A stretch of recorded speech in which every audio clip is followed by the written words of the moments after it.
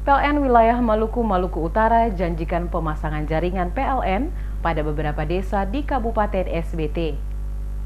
Kunjungan Komisi C DPRD Kabupaten Seram bagian Timur ke kantor wilayah PLN Maluku dan Maluku Utara guna menyampaikan beberapa persoalan yang dihadapi oleh masyarakat yang berada di Kabupaten SBT terkait persoalan kelistrikan. Anggota Komisi C DPRD Kabupaten SBT Moh R. Watimena dari Partai P3 kepada DMS Media Group mengatakan, dalam kunjungan Komisi C DPRD SBT telah disampaikan beberapa persoalan untuk dapat ditindaklanjuti oleh pimpinan PLN wilayah Maluku dan Maluku Utara. Di antaranya mengenai beberapa daerah yang ada di wilayah Kabupaten SBT yang hingga saat ini belum mendapatkan penerangan listrik PLN. Daerah-daerah tersebut diantaranya pada Desa Kilmuri, Desa Batuasa, Desa Pulau Panjang, Desa Teor, dan Kecamatan Ukarsengan. Dijelaskannya dari hasil pertemuan Komisi C dengan pihak PLN wilayah Maluku dan Maluku Utara mendapatkan respon yang baik dan sesuai janji PLN, maka dalam tahun 2018 ini pihak PLN akan turun langsung ke lokasi-lokasi tersebut untuk melakukan survei dalam rangka pemasangan jaringan PLN di daerah tersebut.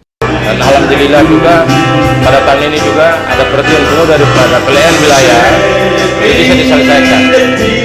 Kami selaku Komisi C Kabupaten DPRD Seram bagian Timur kewajiban untuk menyampaikan semua aspirasi daripada masyarakat Kabupaten Seram bagian Timur, khususnya menyangkut PLN yang berada di Kabupaten Seram bagian Timur, dan sudah komitmen antara DPRD dan PLN wilayah Maluku dan Maluku Utara untuk dalam waktu dekat ini sudah dapat memberikan tim untuk menurun sampai ke masing-masing kecamatan di Kabupaten Seram bagian Timur untuk melihat dan sekaligus ditindaklanjuti sebab pada tahun 2018.